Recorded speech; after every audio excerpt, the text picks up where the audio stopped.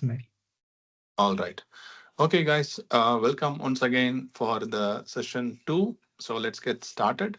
So today's session, I start with a quick recap what we have seen from last week. So, so the last week we started with introduction, and we gone through how to register for ISC2 Certified in Cybersecurity exam, as well as we started first domain, which is called the security principles. We have seen 2 to 3 concepts under security principles, which is domain 1. So today's session, packed with the agenda, we'll talk about weightage. Each domain, how much weight it carries in the exam, so that you can plan the domains accordingly. For example, this exam consists of total 5 domains. Each domain not equally um, split in the exam. So you can see the weightage based on that. You can focus on that particular topic. Next, security principles. We'll see that domain 1, few more concepts to complete the domain 1 today. Then we'll cover threats and mitigation controls, privacy, regulations, and laws. In between, I have added multiple choice questions just to see our progress.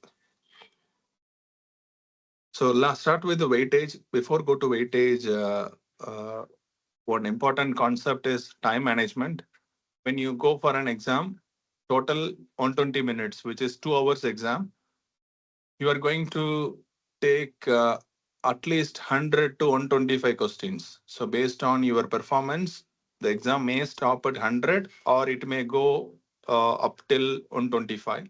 So if your exam, let's say, go with 100 questions, you have roughly 1.2 minutes to answer per question. So if you read, eliminate wrong answers, then find the correct one within 1.2 minutes. So when you practice more, you will be under this limit.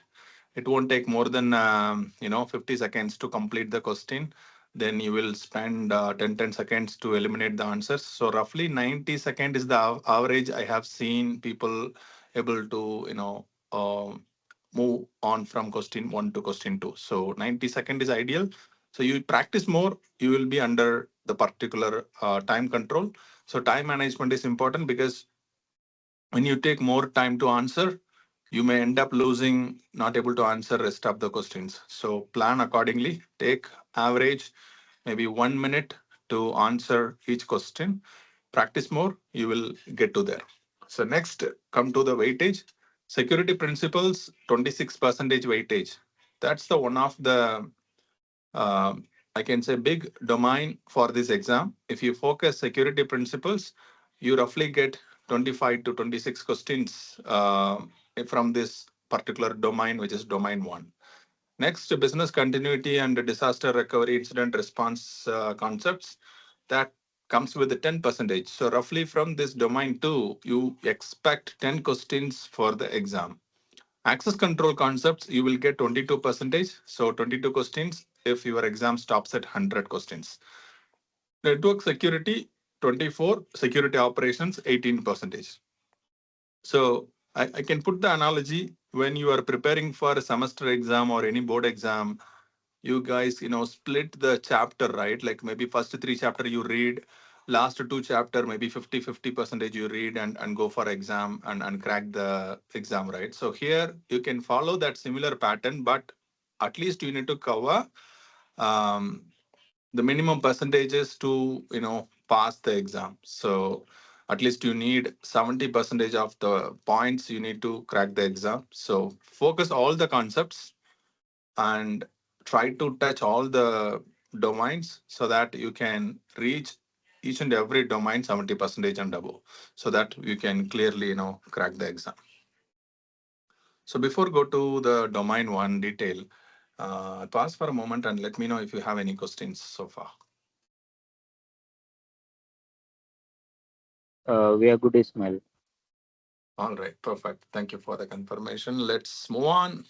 So quick recap, I'm just going to explain again and again the same concept. Maybe quickly I pass through the security principles. As we have seen last call, confidentiality, integrity, and availability in detail. So today's session also will quickly recap those domains. So first, to start with the security principles. Security principles must have these three pillar: confidentiality, integrity, and availability. Confidentiality, the data remains secret. For example, system 1 to system 2, or person 1 to person 2, or process 1 to process 2, or algorithm 1 to algorithm 2. It could be any entity or any person or system. The communication from one device to another device should be kept secret. Otherwise, if it is public information, everyone can see. So there is no confidentiality can be maintained. So confidentiality is the first pillar. Primarily, we achieve this through encryption. Take WhatsApp Web or WhatsApp. WhatsApp is using end-to-end encryption. Even your Airtel or a Geo or any ISP provider cannot see what you are doing inside WhatsApp. Your government cannot see what is going inside the WhatsApp, right? So that's how the confidentiality built in the nature. That same applicable for our business enterprise application. So when companies build application, they keep in mind the data must remain confidential, only access to the relevant people. It cannot be accessible by public. So that's where we keep confidentiality. The information isn't altered without permission, which means unauthorized modification to be prevented, which is integrity. So if a person A sending a data to person A sending WhatsApp message to person B, then in between the data shouldn't be modified or altered. So that's where the integrity come into picture. Availability, when person A and person A try to send a message, the system must be available, application must be available, WhatsApp must be up and running. If that interferes, availability will be broken. So if these three components work together, we achieve security principles. We'll cover non-repudiation in a while. So confidentiality, we have seen the threats, snooping.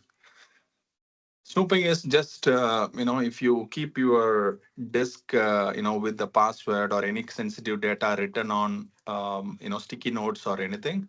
If there is a guy roaming around in your office or even in your house, if you put everything written on the board or any, visible area, then the data can be seen by strangers, intruders.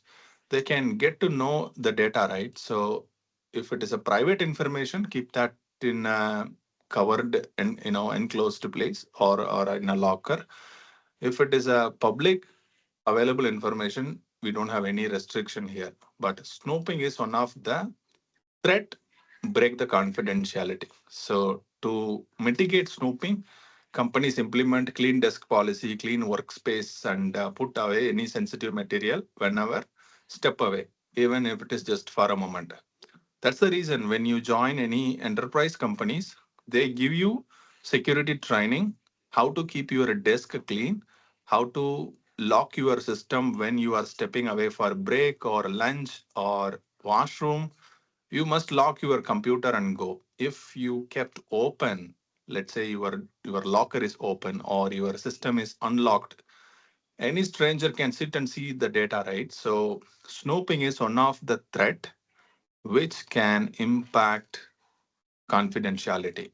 So the mitigation is clean desk policy, clean workspace, put away any sensitive data from strangers. Okay, next one we have seen dumpster diving. When sensitive data printed out in a paper or a pamphlet or any sort of a hardware printed, if that data is not properly removed, then it can reach bad hands. For example, I wrote all my user ID and password in a notebook. While shifting my house, I lost that notebook. That notebook reached someone, some third person. That guy had access to all the account which I have with user ID and password. As you know, not all the applications supporting multi-factor authentication. So still many applications just support user ID and password. In basic human in nature. We used to save that in the notepad or even our mobile phone notepad or Excel sheet. We just simply dump user ID and password and throw it away.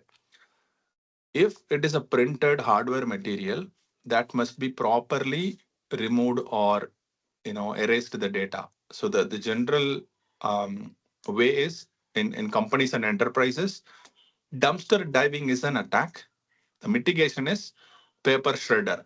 Use paper shredder. You can see this on the image. I just use AI to generate so that you can imagine how this paper shredder looks like. Paper shredder is a device.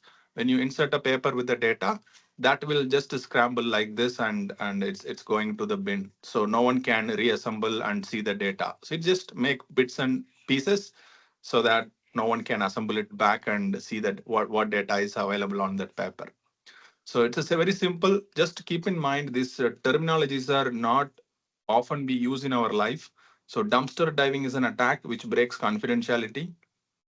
um, Paper shredder is a device which will protect from it. So if you work in any enterprise companies, you might have noticed every next to every printer they may keep such a device, so that if you have taken any sensitive data printed out, once the work is done, you can shred and move away.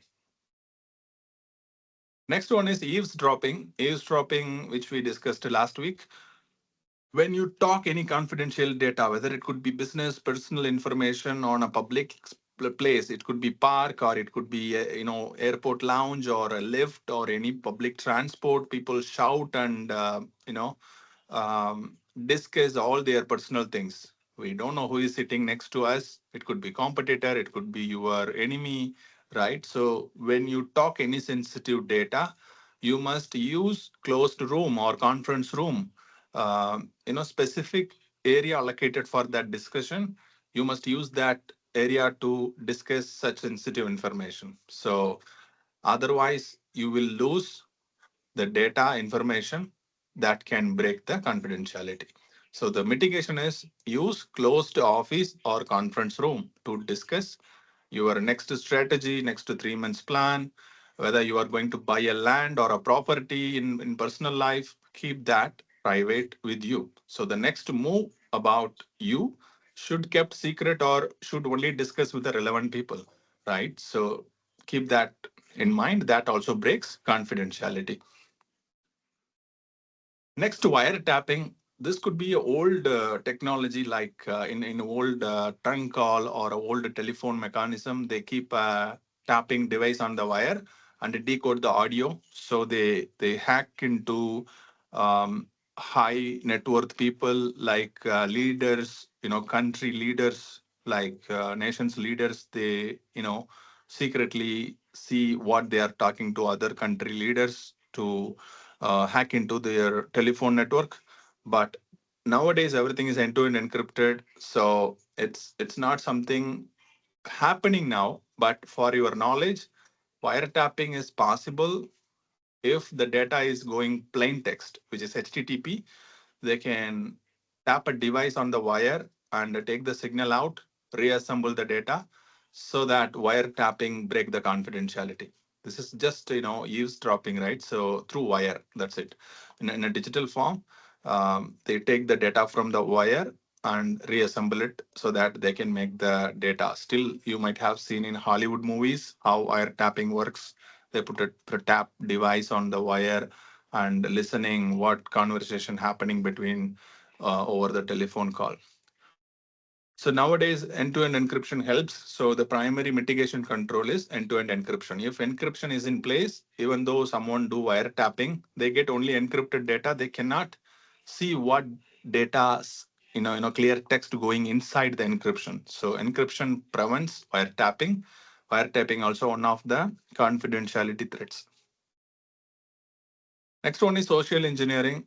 As social engineering is so common in human life, not only in companies or enterprises, day in and day out, everyday life, we encounter social engineering problem. It could be your just SMS saying that you won a lottery, click the link to climb the lottery, or you might have received some random message from government entity like income tax department or any government entity asking you to click the link and give your personal details.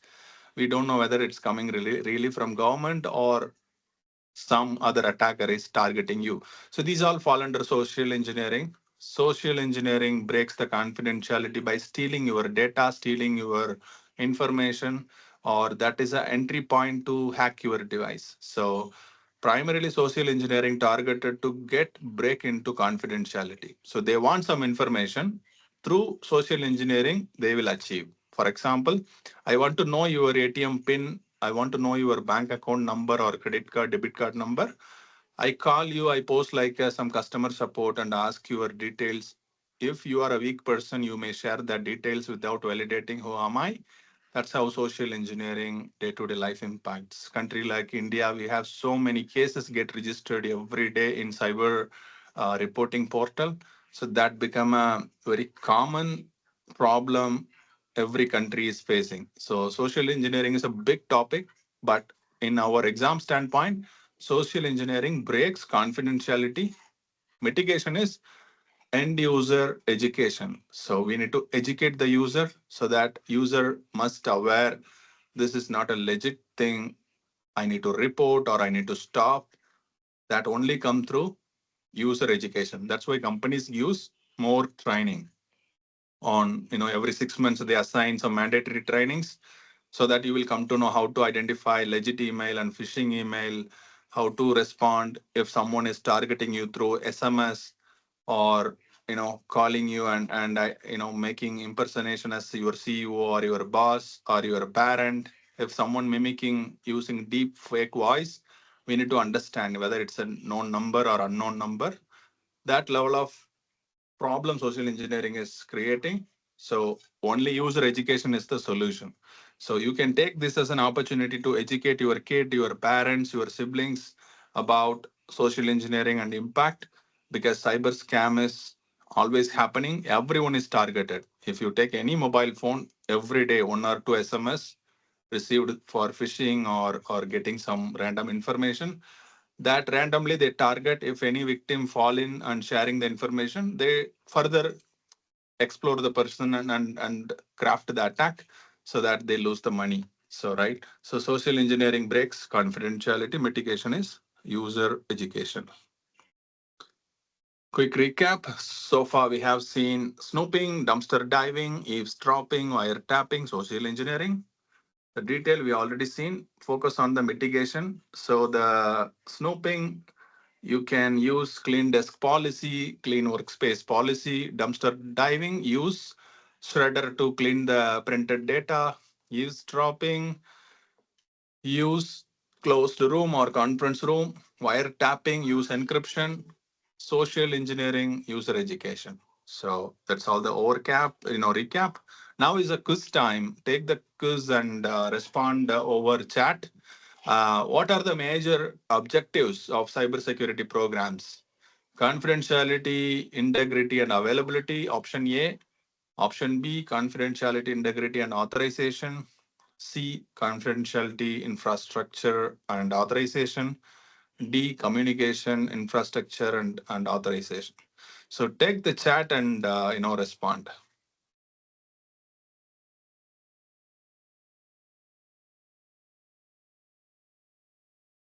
Are you guys able to access the chat window?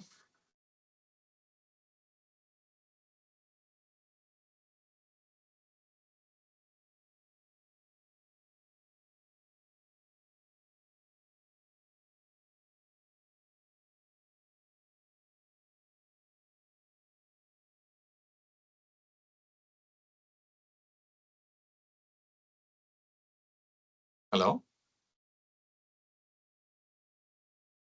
Yes, yes, it's working.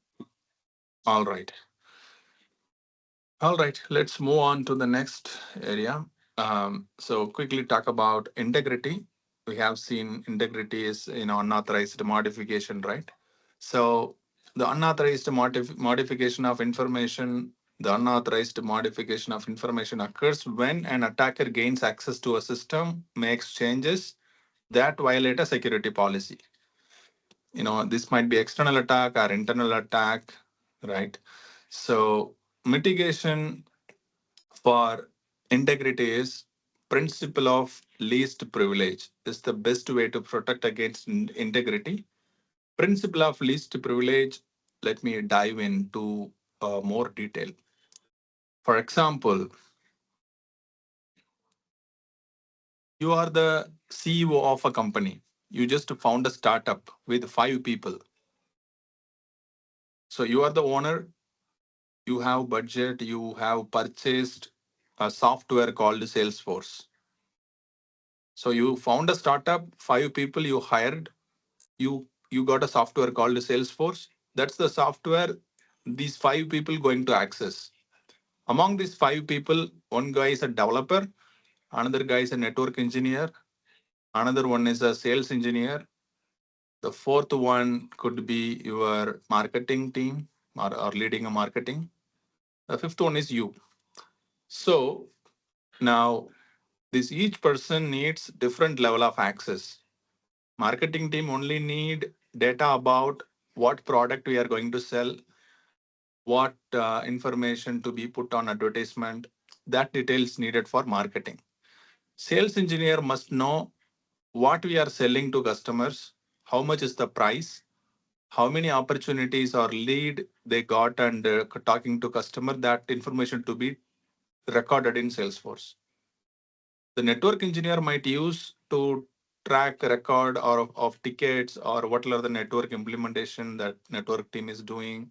Such informations are separated into department. So each department uses same application as Salesforce, but a different purpose, different level of access is needed. So for marketing guy, shouldn't know about network engineer details. The sales engineer details not relevant for network team, right? So to split this, they use role-based access or access control to give relevant access. This is for enterprise example.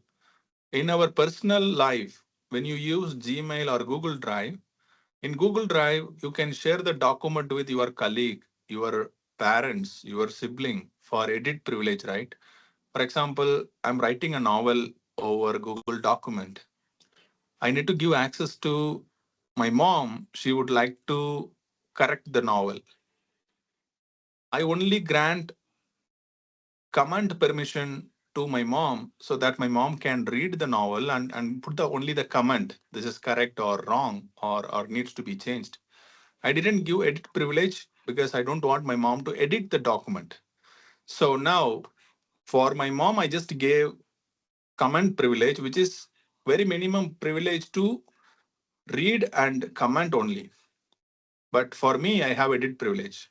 Now I have completed the novel. I'm giving that novel to a publisher. Publisher need edit access so that they can do proofreading and spell check or grammatical check, right? So I need to grant full edit access to the publisher. So now here, the problem, what we are solving here, for my mom, I have give very limited privilege. The publisher got more privilege. I have full access. So depends on the day-to-day task, depends on the business requirement. We need to grant the minimum access so that we can keep least privilege. So the least privilege will help unauthorized modification. For example, my mom is just a reviewer. She is not authorized to modify anything on the document, on that novel. So unauthorized modification is prevented. The integrity of the document is maintained. So that's where integrity mitigated. If integrity threats like unauthorized modification is happening on any your business application or a payroll application, then we need to use least privilege as an option. How this works in real time, when you join a new company, if you are a college graduate, once you completed your college, you apply for a job, the company provide you a job. Day one, you are going to get a laptop and application access, right? That time they will give you limited privilege or least privilege access for your role. You may have very limited access. The employee who is working for 5 years, 10 years, or a manager level people, they get more access to the applications because they, based on their role, they get more access. You are just an intern or a graduate trainee, you get very minimum access. That's where integrity can be maintained using least privileges. Next, impersonation attack. As impersonation comes through mostly social engineering, someone pretend like your manager or your CEO or principal or HOD, whoever the high authoritative position. Even some people randomly call us calling from income tax or other department or bank manager. They impersonate them as a higher authority and ask you to modify something. For example, someone calling you and asking you to change the password immediately. They also instruct what is the password. If you trust them as a bank manager or any authority, then your account will be taken over, right? So, impersonation attack, mimicking as a someone else and asking you to modify the data. If you fall victim for that, then you will lose the integrity. That attacker can take over the account and modify anything that will fall under your name. So that's why we shouldn't share any sensitive data. If someone asking you to follow their instruction, we shouldn't entertain that, because you must know whom you are talking. You need to double verify whether it's a right, legitimate call or as a fake call they are targeting you. So the best defense against impersonation attack is only the user education. Only human can interpret whether this is a legit or fake, then act quickly. So to act quickly, you need basic trainings. You need to know how to validate whenever such call or such instruction comes in. For an example, your CEO is calling mid of the night, 2 a.m., and asking you to share company's password or database information. If you share that information, you thought that call from CEO, then the attacker can gain the access through you and modify the data. This become a very challenging and high impactful attack. In past, have seen such thing happened in many companies. The attacker gained the access through just a telephone call and modify the data. So unauthorized modification leads to integrity risk. Next, to man in the middle attack. You just log into your account. Someone took your account information through browser or some malware running on the device. They take over your account. For example, you go to browsing center or the net cafe where they provide system with internet access.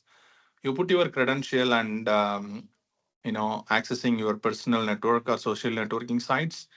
Now, what happens if that device is infected with a malware that can steal your entire browsing session to attacker? Attacker also parallelly accessing your application and modifying the data. So this become a risk as well as impact the integrity.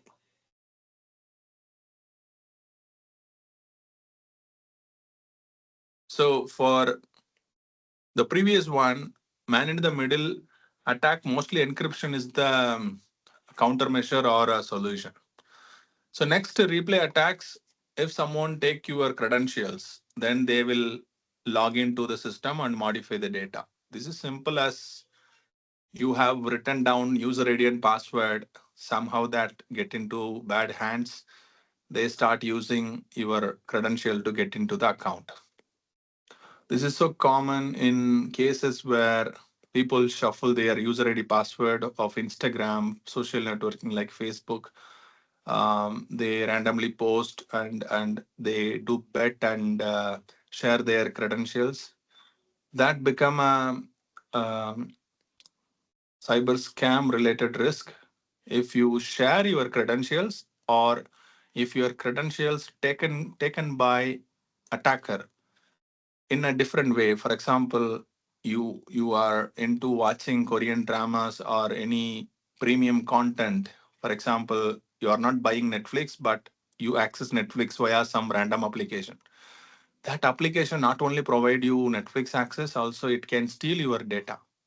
So whenever you install any unauthorized software on your mobile phone or a computer, That software may steal your data, that given access to attacker can you see your user ID password, then they access behalf of you and modify the data. That become a integrity risk. So now quick recap on the integrity risk. So the unauthorized modification, we need to use least privilege to principle of least privilege to mitigate. Impersonation attack is a social engineering. So user education is the option. Man in the middle, encrypt to protect communication. Replay attacks, encrypt to protect the communication. So man in the middle and replay attacks can be mitigated using encryption.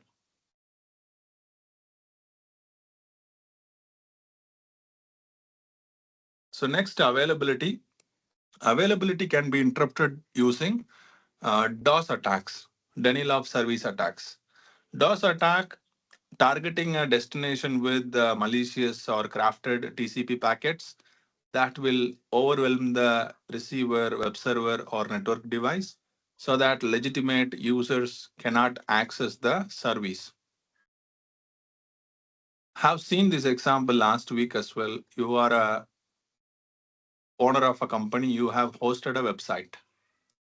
Now, some random country keep accessing your website with some halfly crafted SYN packet that keep coming from country like Russia or China. Now, you don't have any option. That packet is overwhelmed, keep coming and opening a TCP session that consume your computers or the servers computation power as well as memory.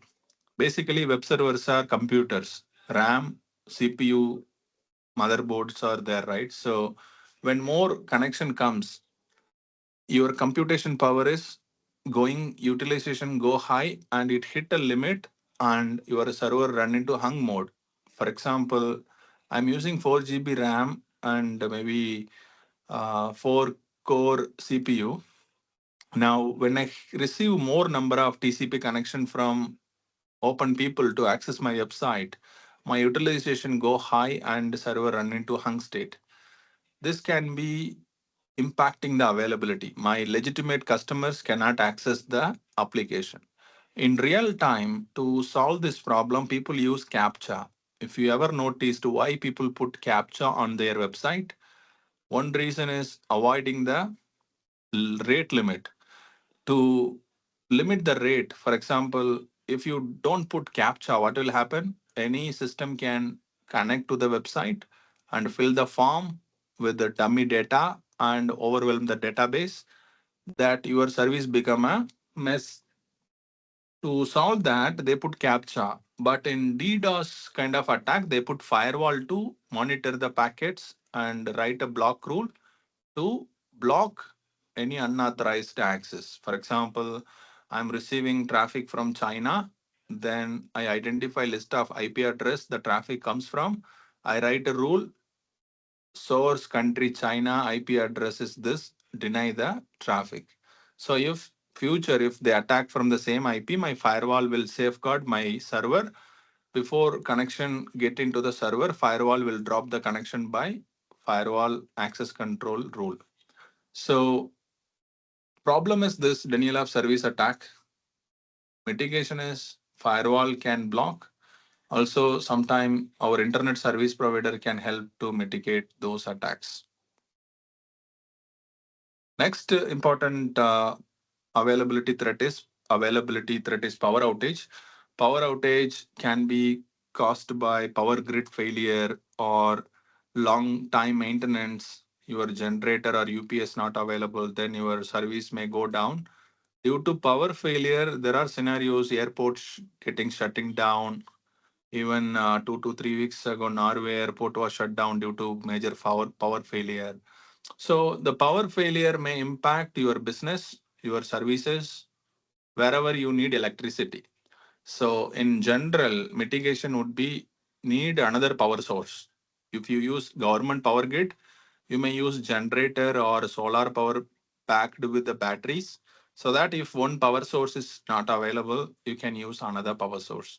Even in our house, we may keep primarily rely on government power grid, When government power grid is unavailable, we use our battery backed up system, right? UPS. So same concept. So having more than one power source will help you from impacting the availability through power outages. Next, hardware failures.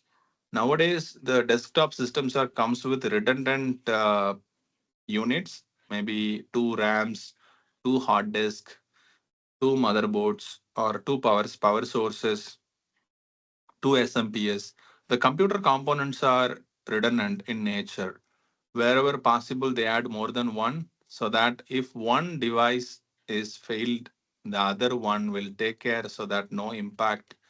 You have buffer time to replace the faulty hardware. So redundant component within the hardware will help you from hardware failures. Next, destruction of equipment.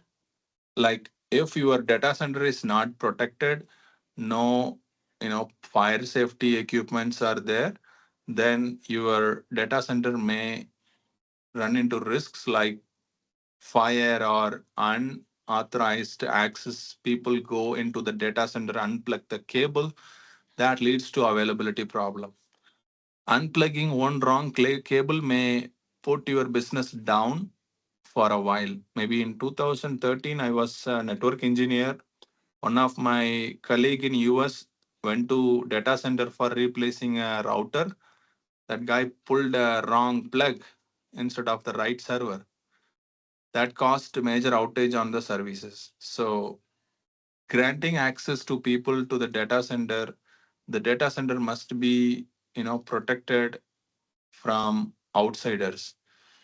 So when primary data center is disrupted, you need to keep backup data center so that the data center, if any threat comes in, that can be protected. It could be natural disasters or man-made disasters like war or protest. People intrude into data center and break the systems. When particular data center is under attack, you can bring up another data center quickly if you have a redundant data center in another country.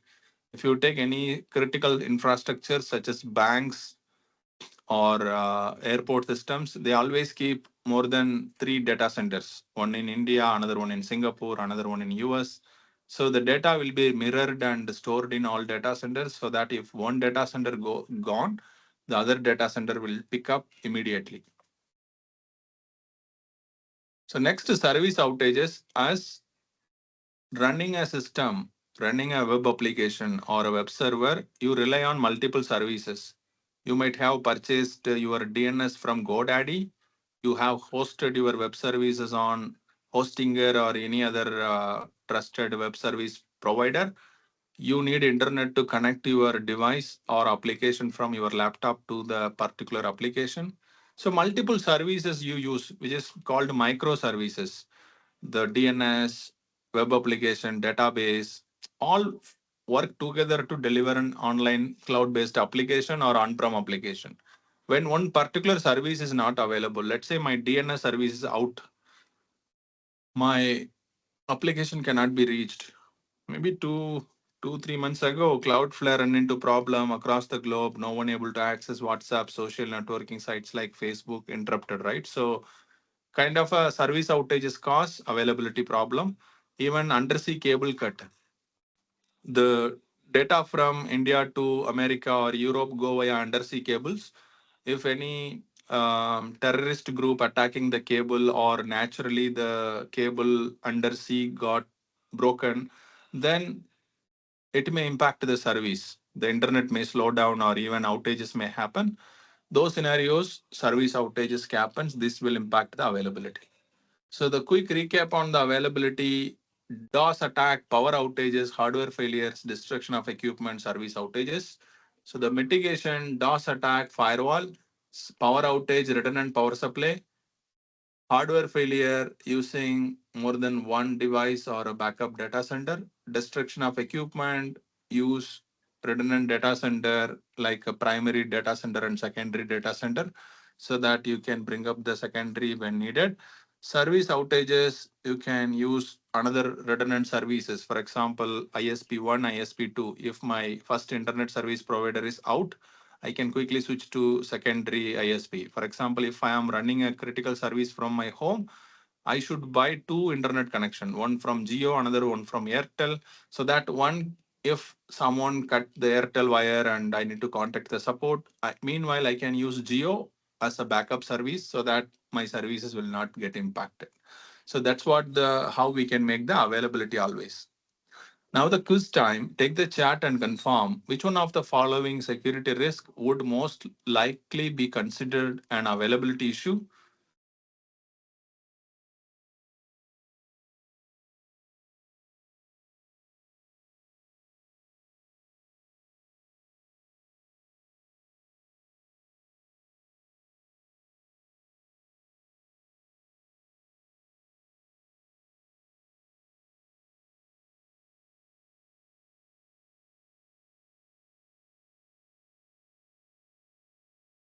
All right, so we'll move on to the next one regarding security principles, confidentiality, integrity, availability. We have seen some cases. We have seen non-repudiation also one of the sub principle.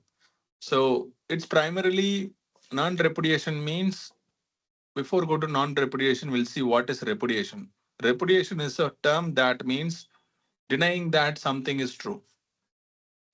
You are completely denying that is true. For example, you met a car dealer. You made an agreement to buy a car for 5 lakhs. You just made an agreement, you haven't made the payment. Now, the car dealer written an agreement. Person A, so and so person A, agreed to pay 5 lakh to me for buying the particular car. That is the event happened. The car dealer made the agreement. You both, buyer and seller, signed on that agreement. Now, after 2 days, you changed your mind. The person A changed the mind and go back to the dealer and said, "No, I haven't made that such agreement. I cannot buy the car." Now, here repudiation is a term that means denying that something is true. Now, the person A is denying, actually, it was true, but he is denying. It was true and they made an agreement, but he is making a statement now, flipped the statement. No, I didn't make the agreement, which is not true. He is denying the fact. Now, this can happen in your company as well. For example, one of the employee came to office yesterday and took some company's asset and left the company. Today he came back and denying he didn't take that asset. How you will prove? He is denying the fact. That is repudiation. Non-repudiation means you cannot deny the fact. How we can mitigate non-repudiation here? Using CCTV footage, using digital signature, biometric. These all are the mitigation control we can enforce in office to implement. Someone cannot deny the fact. For another example, you gone to office last week, you made some mistake or you took some asset, company asset, and came home. Company filed a complaint, you are denying the fact. Company is making a false claim. Now, only option is reveal the CCTV footage. You gone to last week, you took something, went away from office, it was completely recorded on the CCTV footage. Now, you don't have option to deny the company's claim. So that's where CCTV footage is important. Next, biometric. When you enter the office, you are keeping your biometric. That is a digital evidence.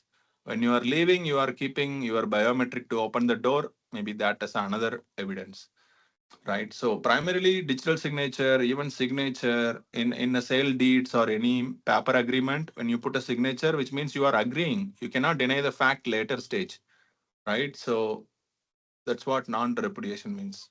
So repudiation means denying that something is true. Non-repudiation, you cannot deny something is true because you have a strong evidence. Now, access control process. Now we move on to the next domain in the, next concept in the security principles. Access control process comes with authentication, authorization, and accounting, AAA. So before go to AAA, identification is another process. So identification, authentication, authorization, accounting. These three things happens whenever you authenticate with any software application or any system. How this works, we'll go with an example. Um, Go to the next one. So you have a Gmail account. You go to Gmail and put your user ID, user1@gmail.com. In that, user1 is the identification you are claiming. I am the user1@gmail.com. User1 is you are claiming your identity. Next, you are putting your password to prove that you are the right identity. The identified user1, you are the one by giving password. The system go back and check user1, this was the password stored in the past. Validate. If both matches, that will go to next step, maybe grant access. So now when you enter password, you are actually doing authentication. Once user ID and password got matched, it moves to the next step. It could be MFA or a multi-factor authentication or directly give you access. That is called authorization. So identification, authentication, authorization, done. Once you successfully logged in, your IP address, where you are logging from, what application you are accessing, these informations are logged for audit log. Even Gmail or Facebook, when you log in from some random device or a new device, that will send you a notice. You are logged in from some new device. That is basically accounting. They are keeping that track, how many devices you have logged in. This is just a social networking example. But when it comes to companies, why this is really matters. When you are working in a team, every member in your team is accessing same application, making some changes on the data application. Keep track of who did what changes is important, because if someone is make a mistake, the mistake should be taken care by that particular person. It shouldn't impact the others. So even though everyone is working on the same application, same document, whoever making the changes, that logged under their name, so that the accountability, responsibility, if there is a mistake, that can be pointed to that right person. That's a primary important feature for accounting. In cybersecurity equipments and devices, when administrator make changes, these changes are logged in accounting for audit purpose. For example, there are compliance requirement by Reserve Bank of India. We need to keep the data for 6 months or longer, so that if any violation happens, they will use logs to identify when that happened, who accessed the database, who modified the data for triaging purpose or investigation purpose. For example, there was a bank, the bank manager modified the customer account, reduced the balance and took some money and run away. Now the case filed by police reported to bank. Now bank is investigating. How they will investigate? When manager modified the account, when manager reduced the balance from X to Y, these informations are logged in the account log. This is just an example. Whenever you interact with any digital application, it could be web application or any enterprise application in companies, all your activities are logged, mostly logged for auditing purpose. This can be used against you for termination if you violate the company policy.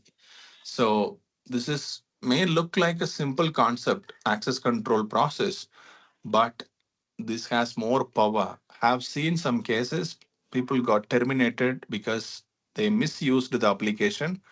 They thought no one was watching, but actually everything was logged from the company laptops or company applications. Next important topic is password policies. This is not something very new or is a brand new concept. We are seeing this in our day-to-day life. When you set a password with just three character, you will not able to save the password. They will give instruction. Password must be 15 character, uppercase, lowercase, special character, right? So in this scenario, you must know what is password policies. You must know what is your password policy. As a cybersecurity professional, when you develop a policy for your company or your team, you must know how complex password to be. When you keep a weak password or guessable password like admin at 123 or just admin or company name at 123, these will be guessable and hacker will hack and get into the account. Even in past, before maybe 2 to 3 years ago, people keep their first name at 123 as a password for social networking like Facebook, Instagram. People easily hack and someone else post on your account nasty things and your reputation will be damaged. Similarly, companies' passwords are under risk if they are not following the complexities. So, password policy, the first one is password length. The recommendation is minimum 8 character.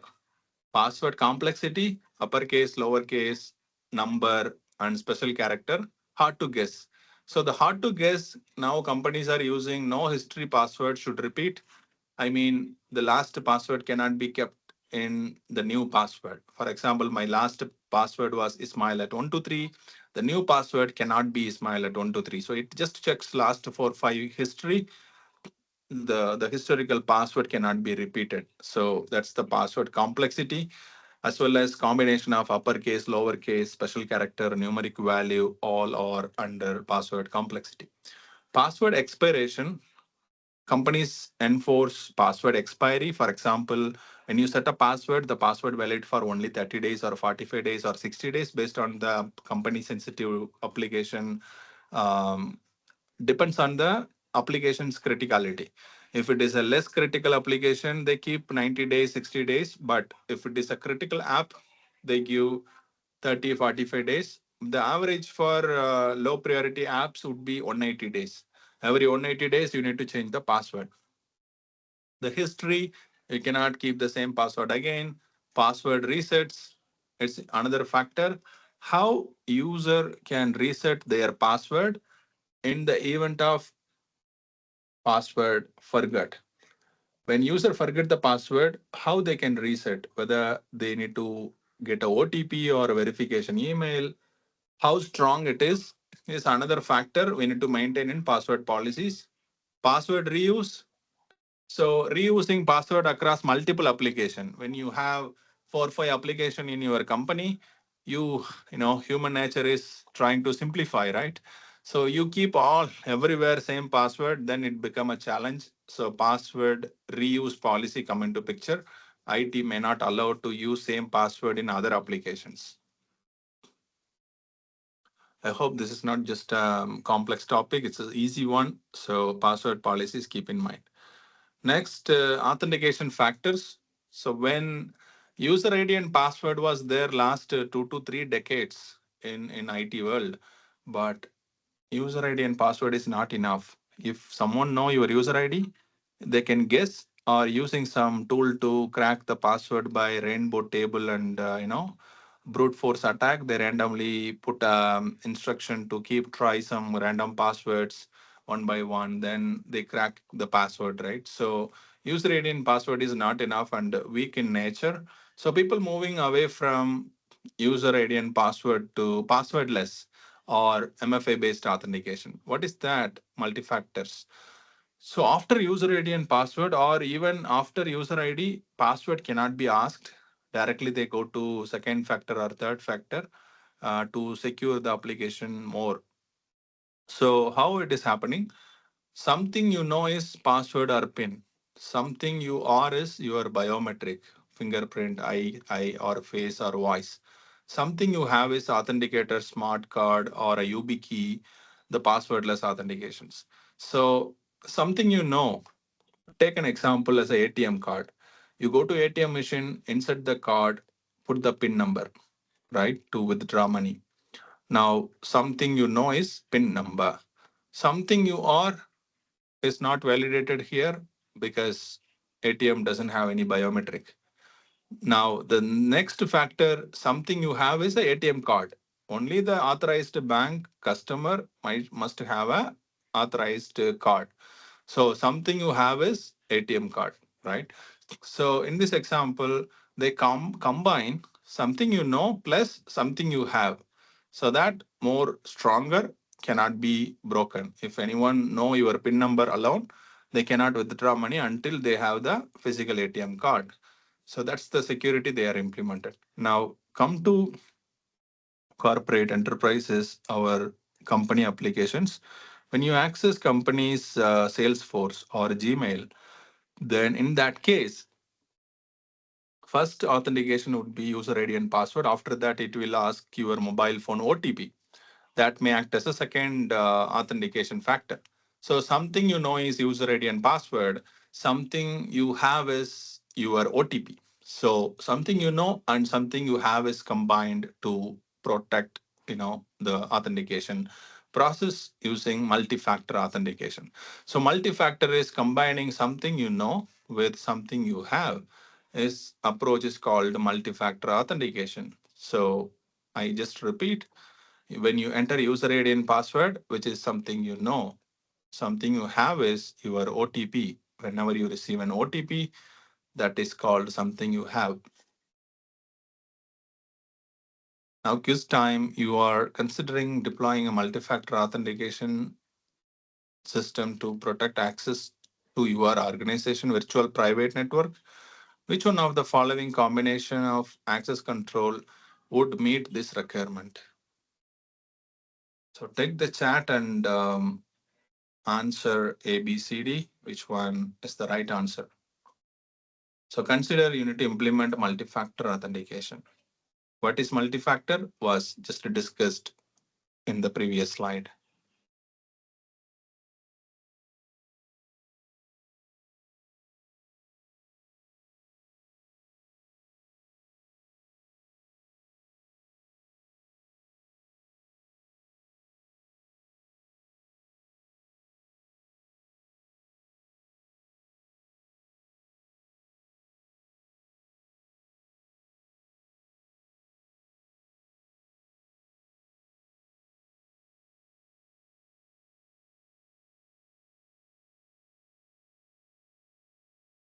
All right. The right answer would be, when it comes to password and PIN, both are something you have.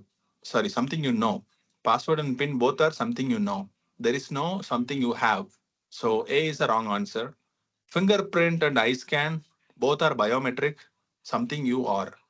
So this is not a multi-factor. Smart card and fingerprint, this could be because something you have and something you are. So both combination we are making. Key fob and some smart card, both are something you have. So correct answer would be C. So next, Andy is attempting to change the password. Has created the following long password. He received an error message that must use a symbol in his password. Which password policy is he failing to meet? Andy put a password like this and he ran into an error asking him to add a symbol. What password policy is this? Feel free to take the chat and respond.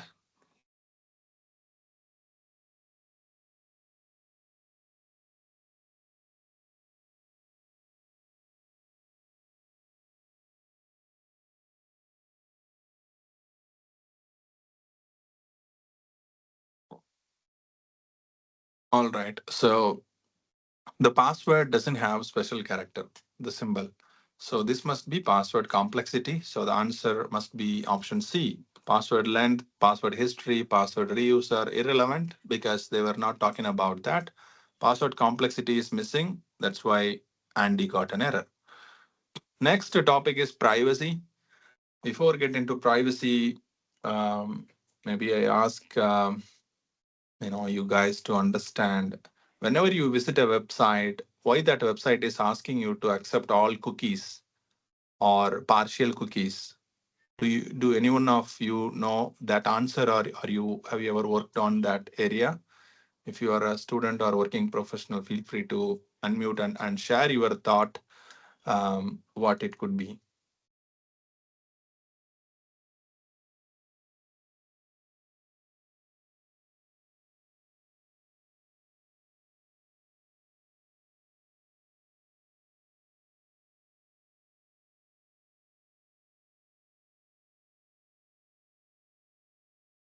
Anyone?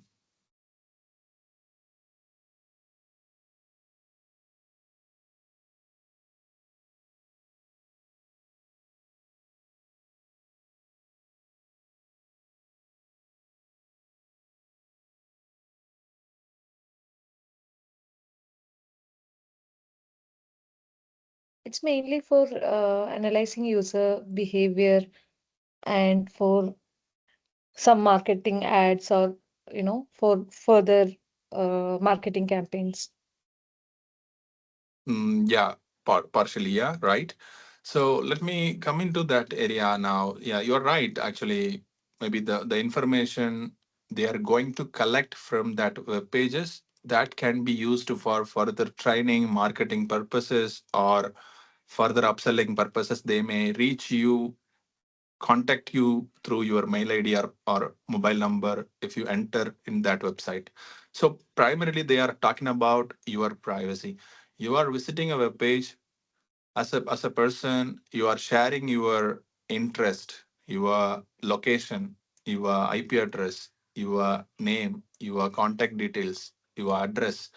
So when you go to shopping website, you go and sorting or filling your cart with items, right? So basically your interest, your age group of maybe 25 to 30, you are interested in product XYZ. This is my address to deliver the goods. This is my banking details. This is my name. This is my mobile number. So primarily they are collecting your personal information. So when it comes to personal information, privacy is the key factor company as well as individual concerned about. As an individual, we need to concern about our data, how our data taken out and how that would be processed when the data would be erased. Is an individual responsibility.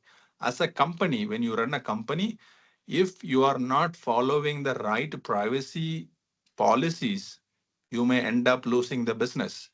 For an example, you are taking, maybe I put this as a narrative here, you have found a startup.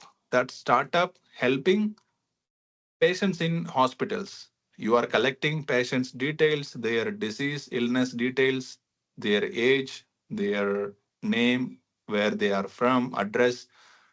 That needs for your startup to deliver some product. Now, as a startup founder, you must know what data you are collecting, when the data will be used, when the data will be erased, what is the data life cycle. This must be given to the patient upfront. Their agreement must be made while signing up for your service. So that's the reason when you sign up some online games or any online products, there is an agreement page may go for 15-20 pages. You simply scroll down and go to the next step. Same happens in the cookies. Even cookies, when you go to website, it asks you to accept the cookies. We never read and just accept the cookies. So the consent they put it there, they may put details about what data they are going to collect, what information will be stored, when that will be deleted, whether they will share your information with another company or not. Take an example, the quick food delivery application like Swiggy or Zomato. You are placing an order, that order information given to the hotel, The same time, the payment information go to one bank. Once food is ready, that information go to the delivery partner. The delivery partner come to your house and deliver the food. If you see your data life cycle, you placed the order, you shown your interest on biryani. Now, once you ordered biryani, that biryani information go to the restaurant. The restaurant tell biryani is 100 rupees. That information go to bank. You need to authenticate with the bank to settle the payment. The payment is done. The order information go to hotel. Hotel now prepare the food. Food given to the delivery partner. Delivery partner know your address, who you are, you know, what order you have ordered. So the information shared across multiple entities here. So that's where privacy come into picture. So running a business, you must know how much data you are collecting from the users. So for example, I'm running this online session. I'm collecting your base information, name, contact details, and WhatsApp number, right? Maybe I'm not proper entity. I'm just delivering this as my own interest. I'm not going to share this data with anyone else. It's a single point entity. I just collect, use that information for email communication and form a group so that I can make a communication easier.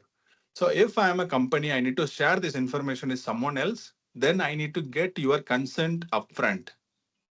I'm going to collect your details, and that's where this privacy come into picture. So you must concerned about the privacy of your own personal information. You have a responsibility to educate users in your company about how they can protect their own personal information. You have a responsibility to assist the privacy officials within your organization. For example, if you are a large organization, there must be a privacy officer, separate department taking care of the privacy. If it is a large companies like AWS or Amazon or a Flipkart kind of a company, they have a dedicated privacy team. So type of private information. So now come to after privacy, you need to classify the information. The information you are gathering is personally identifiable information. For example, I collect your first name, just first name. My first name is John. Is that personally identifiable information? No, because I may have thousands Johns in the company or in the organization. There are more than one John or more than one Muhammad exists. Yeah, more than one Siva exists, right? So just the first name is not personally identifiable information. When it combine first name with date of birth, first name with father name, first name with the location or some other identification factor, then it become a personally identifiable information. Similarly, when your health information, person X, age 60, he has heart illness or heart surgery he's undergoing. So this creating a data pattern, personally identifiable plus his illness also identifiable. People target for selling something or recommending the doctor or a hospital. That's how the marketing works. They gather your audience information and target for those services. So here, person protected health information, the PHI includes health care records that are regulated under the Health Insurance Portability and Accountability Act, which is HIPAA.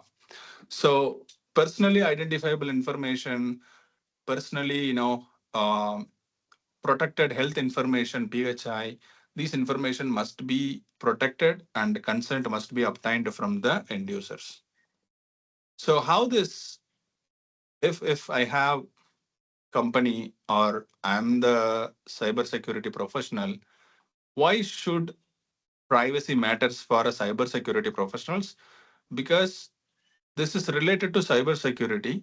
When there is a breach happens, employees' personal data being stolen, then what they are targeting is privacy is no longer there. Let's say someone hacked into my company's Slack or instant messaging system. They took all the personal conversation. Now, first thing is cybersecurity breach. Second thing is privacy is broken. Now, companies under attack. They can file a case suit. Each and every employees can file a case suit where if their private communication being stolen and put it in the public information because the privacy is no longer exist.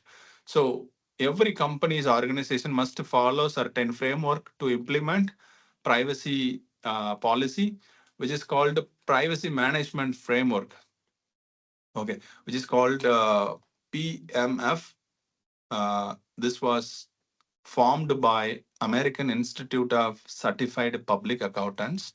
So they put a specific structure what privacy management should follow, what agreement and notice and communication should send to employees, customers, and management, board of directors, and CEO, what data collection and creation happening in the company, use and retention and disposal. Disposal means when you will use the data which you have collected, when you will delete the data once the work is done, how long you will store the data, who all are have access to the privacy data, then disclosure and third parties, how I am going to use the third party data. Actually, we are not paying attention, for example, in this Swiggy or Zomato food delivery case, you are not worrying about your personal address, personal name, personal interest on any food or any items you repeatedly ordering. How that data being protected? Is that within Swiggy or they share it with the delivery partner or a hotel? So the disclosure of third parties, Swiggy should upfront come and tell you I will share this data to hotel. I will share this data to bank for payment. I will share this data to my delivery partner. So they must tell this in upfront. As a human, we tend to skip that information while signing up for Swiggy account. So this must be disclosed upfront while setting up an account. Security for privacy. This is where cybersecurity come into picture. How, as a cybersecurity professional, you are protecting companies' privacy, then data integrity and quality, how who can modify this data, right? Primarily integrity come into picture, unauthorized access, modification, right? So how this integrity of the data, is anyone can modify your interest, is anyone can modify your delivery address, is anyone can modify how long company is retaining the data. These all fall under data integrity and quality. Monitoring and enforcement. Okay, I established a startup. I put all the necessary framework in place. Whether this is keep running or not, who will monitor?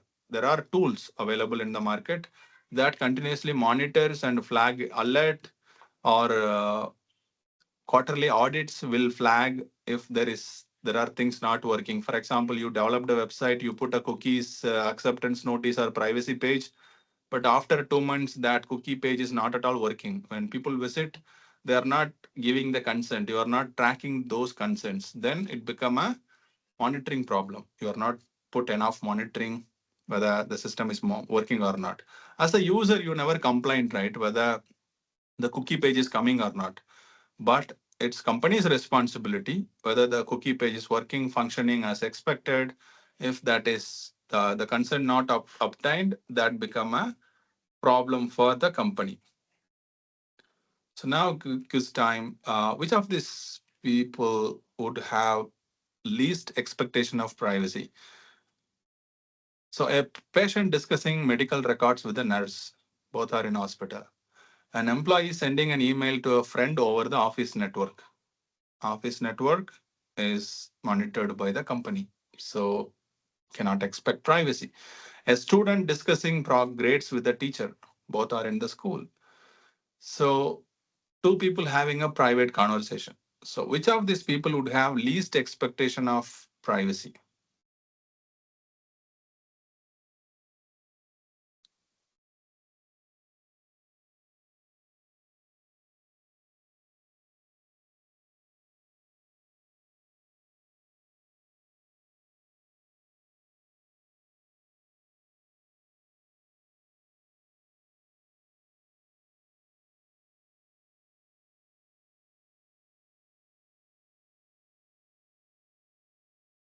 So here, so the least expectation of privacy. Patient and a nurse both are in hospital. There is no privacy in it because both know about what's happening for that particular patient, right? Nurse in the hospital, her nature of the job demands to know what the patient is doing, his her health condition. An employee sending an email to a friend over the office network, he may expect privacy that must be protected, but he cannot because office network is owned by the company, the laptop owned by the company. So no privacy he can expect. So here, least expectation. Student discussing grades with the teacher, teacher and student both are in the school. They know each other. They know the student performance. So no privacy concern here. Two people having a private conversation, there must be a privacy because these conversations are private. So it's a so more expectation of privacy. So here the least expectation is employee sending an email to a friend over the office network is the right answer. So next, laws and regulations, as we have seen about data classification as well as privacy, right? So these are regulated by laws and regulations. If you violate, you may end up with the penalty. Okay, let's start with India. What's happening in India?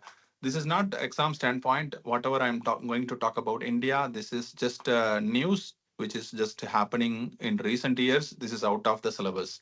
So India, 2023, our government proposed DPDP Act, which just came to live in this year 2020, sorry, the previous year 2025 around November. So now we have DPDP Act. Now all Indian companies are implementing DPDP Act into their application, how they are collecting the data, where they are storing, whether the data going to outside India or not, when you will delete the data, when you need to mask the data. These all going to be implemented up till 2027, I believe. There are timeline given to companies by Indian government. So India got a specific law now. So as per Indian law, every companies registered in India must follow Digital Personal Data Protection Act 2023. 2023, it was just a draft. 2025, it was come into live and enforced. So that's about India. Now come to other countries, other regions. Since long years, they have specific law. For example, in US, the hospital health insurance company must follow Health Insurance Portability and Accountability Act, which is known as HIPAA. HIPAA must be followed if your company product or service dealing with any US based customers' health data. For example, it could be hospital, it could be medical, or it could be insurance. They must follow HIPAA laws and regulations. If your company or product is related to payment card industry, let's say you are working in a fintech companies like Zerodha or any online payment gateway like Razorpay, Paytm. Such companies are payment companies. Not only fintech, also the regulated banks or any public banks also fall under the same criteria. As a cybersecurity professional, if you get a job in any banking environment or fintech environment, you must know about payment card industry data security standards. So these standards must be followed while keeping the data, collecting the data, or creating the data. For example, you are going to a bank and create a bank account.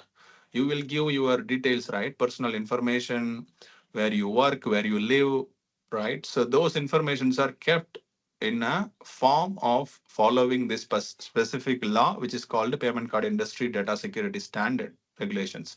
So that's for payment card, HIPAA for medical health insurance related to US. Also in Europe, companies must follow the European General Data Protection Regulation Act, which is called GDPR. If your company is doing financial services in US, then must follow Gramm-Leach-Bliley Act, which is known as GLBA. So four act we have seen. This may come into your exam. GDPR tied with Europe, HIPAA tied with US and medical. In US, associated with medical health records. GLBA, it's for US and payment card industries. PCI DSS, generic, it must be followed by fintech and banking environments. Next is a quiz. Your organization is planning to accept credit cards for the first time. You are concerned about the regulation that may affect this processing. You already handle a large amount of personally identifiable information. Which new regulation most likely to affect your organization? So take the chat and respond which one could be the answer.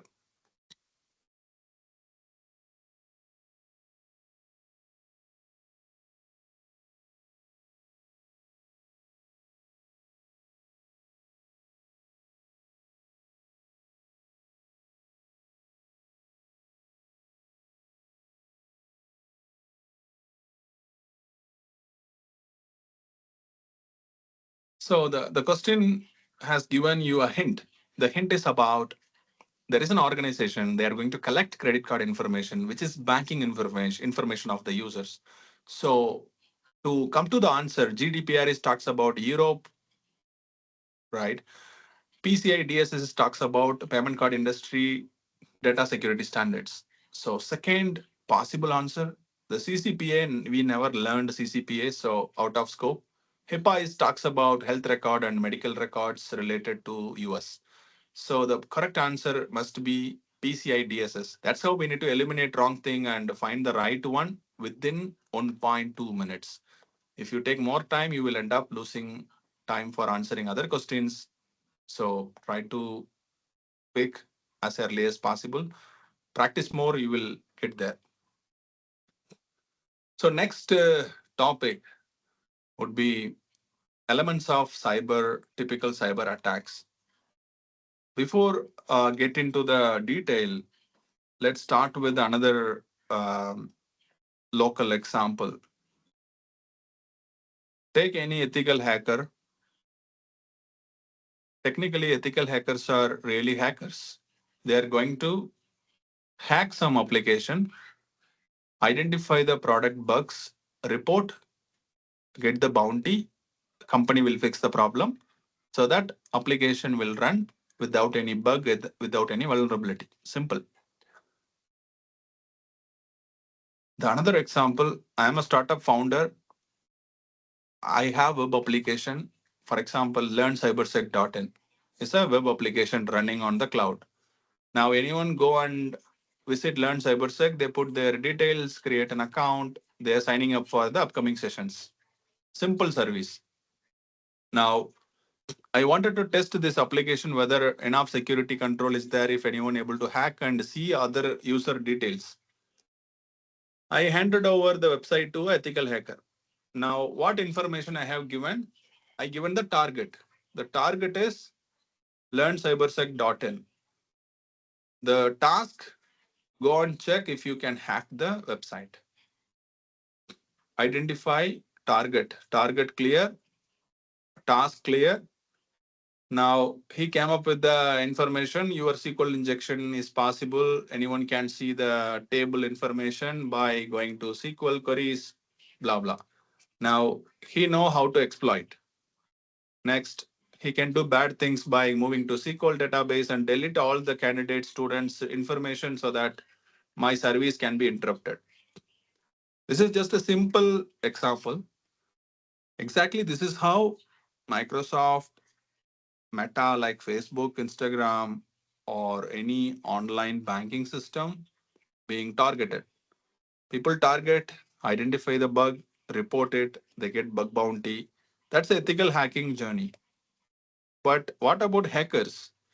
They do the same. Only thing is they will not report. They simply exploit and take the data, threaten the company to get the money.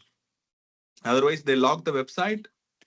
They put a Bitcoin repository code to get the ransom. Otherwise, the company will not be able to access the application. So, typical cyber attack, this is the flow. Conduct research, identify the target, exploit the target, do bad things. So, that's how cyber attacks having elements. In real time, identify the target, whether it is Microsoft.com, Google.com, Facebook.com, LearnCybersec.in.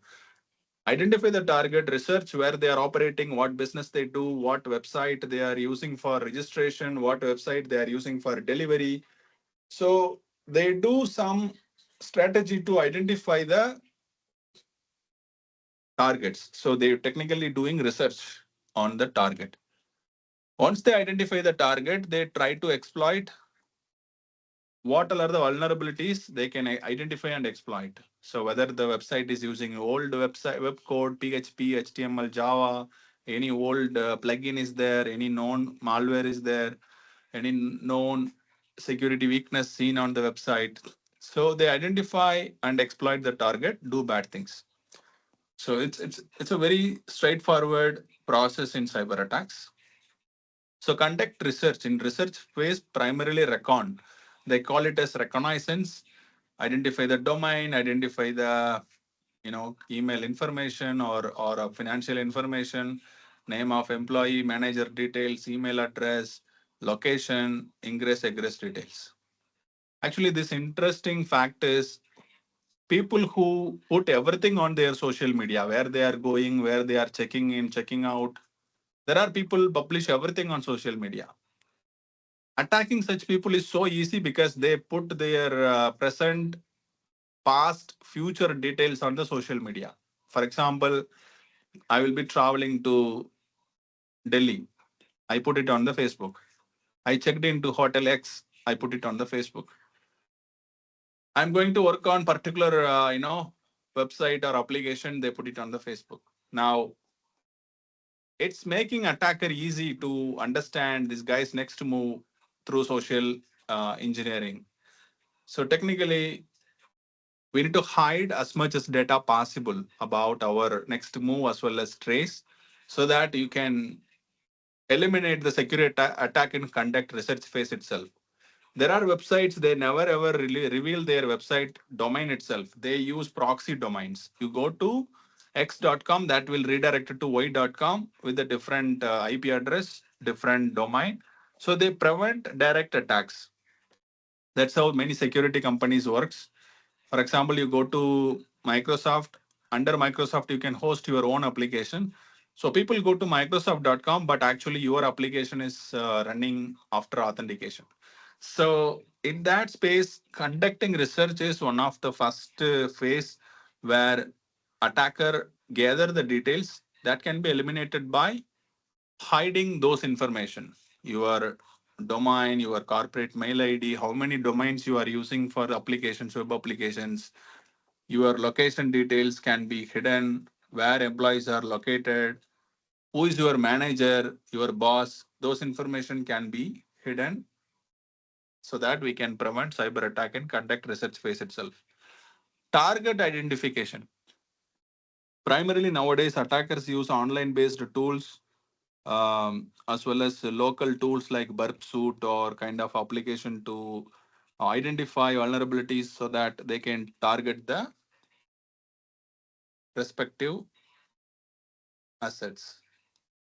Next, exploiting targets. Once they identify this is the web application, this is the Android application which has vulnerabilities, they try to exploit so that they can get access to the application which breaks technically confidentiality as well as integrity.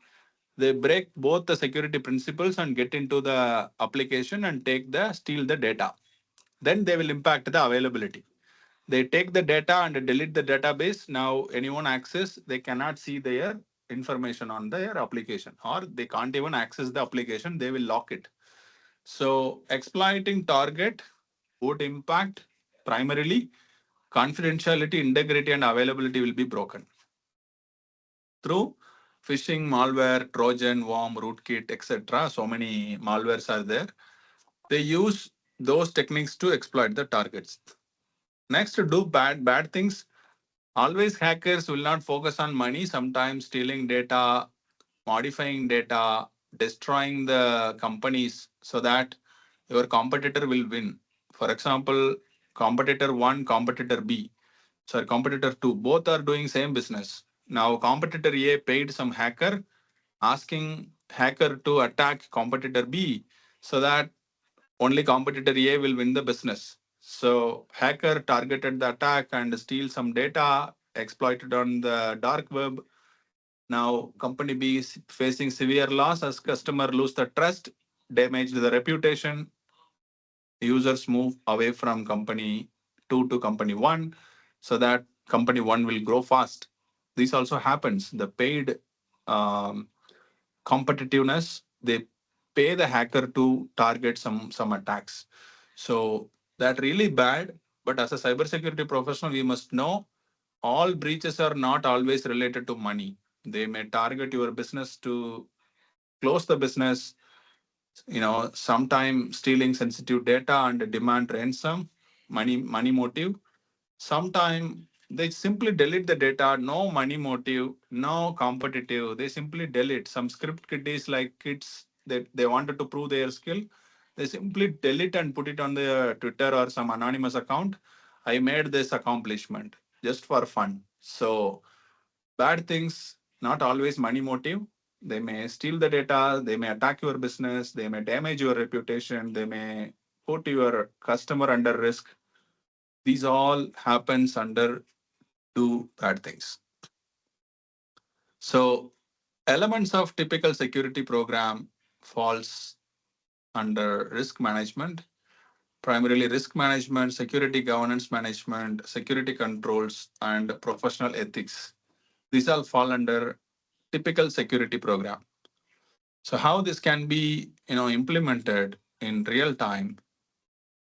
So identifying vulnerability, threats, and threat actors, right? So to assess the risk, we need to understand what are the vulnerabilities we have. For example, you are operating your company in Chennai, Tamil Nadu. Every year, Chennai has a threat. There must be a flood or a cyclone may land on Chennai that will impact your business for 10-15 days. The cyclone is a threat, known threat every year happening for last 10-year record. Similarly, if you take any location, there must be a natural disaster repeating. It could be hurricane or a cyclone or tsunami or earthquake. Something will happen. This is called risk, right? Risk is identified. Now, the risk actors here, it is a natural risk actor. There is no human behind it. But in human behind risk actors could be hackers, criminal groups, or terrorist groups. If your company is operating in a zone where more terrorist problems are happening, then your company may under attack anytime. So the threat is already identified, threat actor also identified, risk exists. So this is like our brain, technically, human brain in psychology always look for negativity. So whatever threats you have seen, your brain prepare against it.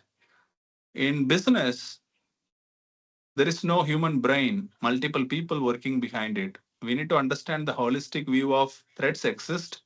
You need to understand the vulnerability, weakness, prepare against. For an same example, you are operating a business in Chennai, 10-15 days, month of maybe October to January, the cyclone is crossing. You can prepare work from home. You can prepare another site during the cyclone. You can shift the people from Chennai to another city during that time period so that you can save your business. So that's how we can mitigate the risk. But understanding the risk, identifying the risk itself, a big process. So under risk management, we will see that compromise, vulnerability, threats, and threat actors clearly. So next, risk management. What is the likelihood that cyclone hit Chennai every year? Maybe 70% chance or 50% or 25% based on the past data. Next, exposure. If that hit your company, how much you will lose? For example, 10 days, you will lose the business, or people may run away with the laptop which has a security breach. During flood, if that impacts your data center, whether you have any backup happening, otherwise you will lose the data. So the exposure of that risk. Countermeasure. What plan you have? You will shut the business during the flood. You will move the employee to another city. You can give work from home option. So that could be the countermeasure. Next, risk management process. In risk management, primarily risk identification and risk assessment. So the risk identification, potential threats organization may face. It may be natural threats or man-made disaster like hacking or cyber attack or availability risk as power grid failure or anything like under confidentiality, integrity, and availability. So far, we have seen many threats, right? Like dumpster diving, snooping. These all threats. If that happens, likelihood of happening that threats, what would be the potential threats you will face. For example, there must be a data in your company every year. Two to three employees running away with the company laptop. They never return it back. The risk, stealing the laptop. The unhappy employees run away from the work. They took laptop. So three laptops are every year missing. The loss is, let's say, put $1,000 one laptop. $3,000 is the loss. Each laptop is containing $300 worth of data. Then 300 into 3, 900 worth of data. So total loss is 3,000 plus 900, $3,900 loss for the company. That's how we need to assess the risk assessment. So the single loss expectancy is asset value into exposure factor is called single loss expectancy. So how it works, come to same example. Every year, three employees running away with a laptop of worth of each $1,000. So $3,000. Now, each laptop contains $300 worth of data, which is very minimum. But in real time, if the laptop is holding customer data, the value must be very high. So, just example, keep it simple. Each laptop worth data plus laptop cost $1,300. Total $3,900 is the single loss expectancy. The annual loss expectancy rate of occurrence. How many times this single loss expectancy is happening? Yearly three times, so three employees, right? Or yearly 12 times, 12 employees. So single loss expectancy is $1,300. If 12 employees, 12 into 3,300, sorry, $1,300 is the annual loss expectancy. So technically what we are doing, we are converting the loss into monetary value so that we can assess the risk into quantitative method. So this formula is important. You may get questions from this formula for the exam, at least one or two, the asset value and exposure factor. So in the event of laptop theft, the exposure factor is 100%. In the event of flood, the entire asset will not get damaged, right? For example, flood is impacting your 25% of worth of your laptop or data center or office. Then the exposure factor should be put it in the percentage. So, for example, my data center value is 1 lakh. The exposure factor is 25%. Now, 25,000 loss is projected. 75,000 of the asset and the data center is secured. So the single loss expectancy is 25,000. Next, risk treatment. Once you identify the risk, we need to treat the risk. So always the risk is not acceptable by default. There are situations you can transfer the risk. For example, the same laptop case, company may buy a laptop insurance. Whenever people run away, they climb and get the new laptop without spending $1,000. They may get a $100 insurance from insurance company for all the employees. Whoever run away, they claim it from the insurance company, which is called company will not face the loss. They are just offloading the risk to insurance company buying insurance. This is simple term in our life how we are buying medical insurance, life insurance, right? When you go to hospital treating for more than 3 days or 24 hours, you are claiming insurance. Similarly, companies buy asset insurance, office insurance, or whatever vehicle they have, bulk insurance they buy. In the event of theft or stolen or unrecoverable loss happen to those assets, they use insurance company to get that back so that that will not impact the company's revenue. Next, accept and live with the risk. Let's say insurance cost is so high, they cannot buy the insurance. It's okay. Out of 100 employees, three employees run away. It's okay to lose those three laptops. My insurance cost is more bigger than the, not bigger than the laptop cost. So 3,000 is acceptable risk. They will not buy insurance. They will adjust in the revenue. It's okay to lose those three devices. So it's an example, but that's how they accept the risk. In cybersecurity, if you found a vulnerability or something which is so costly to fix, for example, your company launched a web application, they found a bug on the web application. To fix that, they need to redevelop from the scratch, which consume 12 months of work, lot of money to develop. In this case, they will assess whether do I need to put 12 months of effort to develop new web application, or it's okay. No one can easily exploit the vulnerability. Even though they exploit, the loss is minimum. Then they will accept the risk. They will not buy insurance. They will not redevelop the application because the redevelopment, the fixed cost is more than the business cost. So they will assess and accept the risk. Avoid risk is, if you go this path, you know you will hit with the risk. For example, you are operating business in Bangalore, now trying to open a branch in Chennai.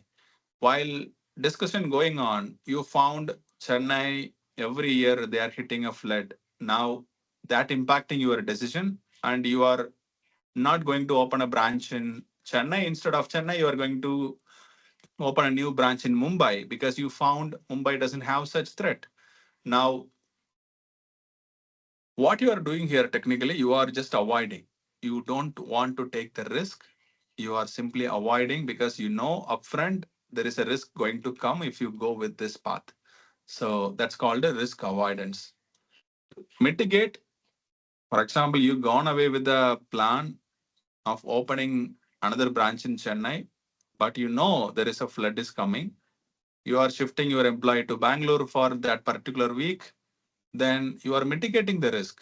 You are putting that control. In cybersecurity, how this works, you have a web application or a device you like to protect. There is a vulnerability. If you upgrade the software, if you put the patch, that vulnerability cannot be exploited. So in that case, you can patch those device to mitigate the threat or risk. Next is security governance and management. Governance managed mostly by the external standards or regulators. So mostly the organizations follow NIST framework, ISO standards, respective organizations own ethical goals, objectives, or organization policies. Primarily, they follow law of land, which means if company doing business in India, they obey India's Data Protection Act or a cybersecurity related laws. They protect, they follow. If they do business in US or Europe, they follow the respective countries or regions' respective laws. For framework, respective companies or domain, they follow respective standards. For example, fire and safety or medical equipments, they follow respective council standards, right? Similarly, in cybersecurity, there are NIST frameworks that must be implemented in respective security areas. For example, artificial intelligence, AI. If you like to secure AI, NIST published a framework how to secure AI. So they need to follow that. Next, regulation and laws. Sarbanes-Oxley Act 2002, HIPAA 1996, Federal Information Security Management Act, FISMA, GDPR. This may not directly come in exam, but you must know about a few laws exist for cybersecurity or overall information security related regulations and laws. So next about standards. Standards are so important because there are domain and subdomain in the cybersecurity field. For example, Internet of Things and OT environments where smart devices are connected to network. For example, your company has automated door access system or smart car parking system or smart employee leave management system. These systems are smart systems based on user employee movement that automatically track the employee identification and put the attendance and a timesheet. Now, what standard you will follow to implement security for on this process? So you need to follow ISO standard, NIST framework. So each domain might have specific standard. If there is a standard followed by your company, you must know what standard, why we are doing something in a such a way that is already instructed in that respective standards. Next is security controls. So almost we are come to an end on this particular domain one. So security controls always not just straightforward or one or two controls. Difference in depth, which is called layered approach. If you break one, the another control will protect the company. For example, you took someone's employee ID card and badge. You get into the company's campus. Now, you got the ID and badge as another user. You get into the campus. Now you try to go to another room. There must be another control. Maybe after your badge and ID verification, you may need to enter a PIN number or you may need to put a fingerprint. So when you put more than one controls, the attack we can minimize. If someone break one level, they cannot break the another level. That's why the layered approach. You can see this in physical way in airport. When you get into the airport, first check maybe the police, the entrance CS RPF verification. They check you are about to enter into the airport. Next security check, you need boarding pass. The next check, you need to show the boarding pass with the gate number or right gate. You need to go. You need to show the ID proof, etc. Right. So it's like if you break any one, you cannot break the second or third layer because they constructed in a way difference in depth. Similarly, in web application computer networks, they put a layered approach. If an employee took away the laptop, they dismantle the laptop, try to connect the hardware to another laptop. The hardware might be encrypted using disk encryption.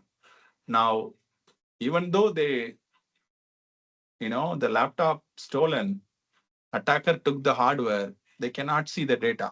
So, like that, multiple approach would safeguard us. So that's why companies invest more money on cybersecurity as well as layered security approach, which is called defense in depth.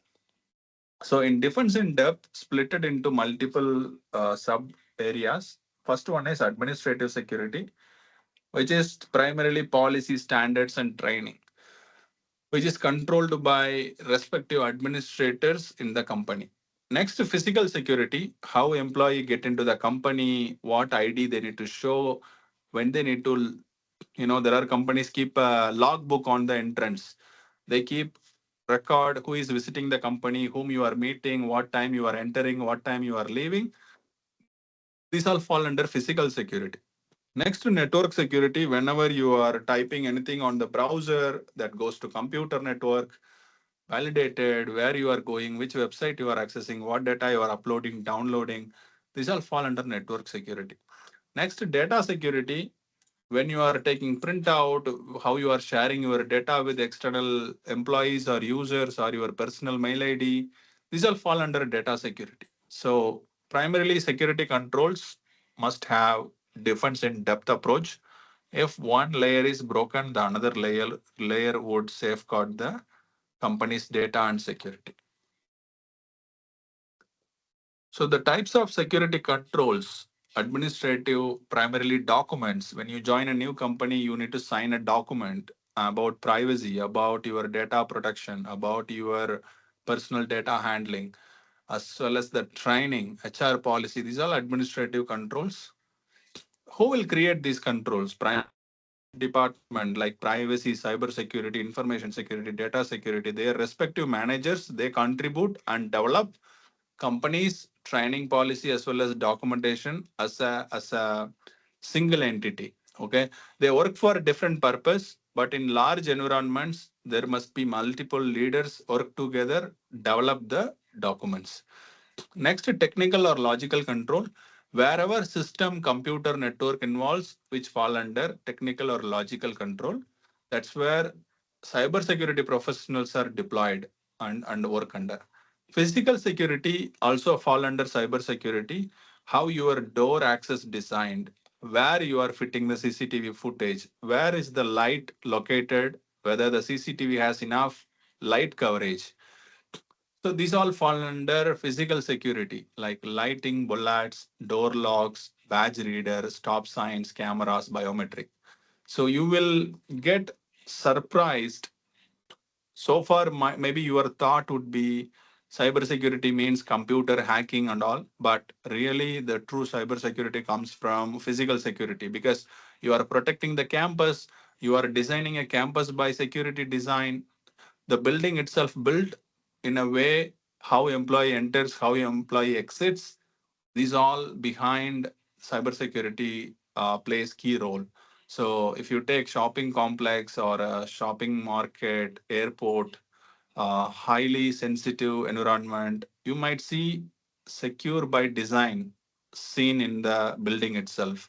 So these all fall under physical security. So NIST primarily focus management, operational, and technical security controls. You will not get more about NIST in the exam, but just to know security controls referred from NIST framework. For example, I like to deploy physical security for my company. I can refer NIST framework. How many security guard I need to deploy? How many shift I need to keep the rotation? Or how to log employee movement when employee is coming, when employee is leaving the office. How am I recording those information? These are proper instruction or a set of instruction given by the NIST frameworks. So with that note, I conclude here. I open this session for questions. If you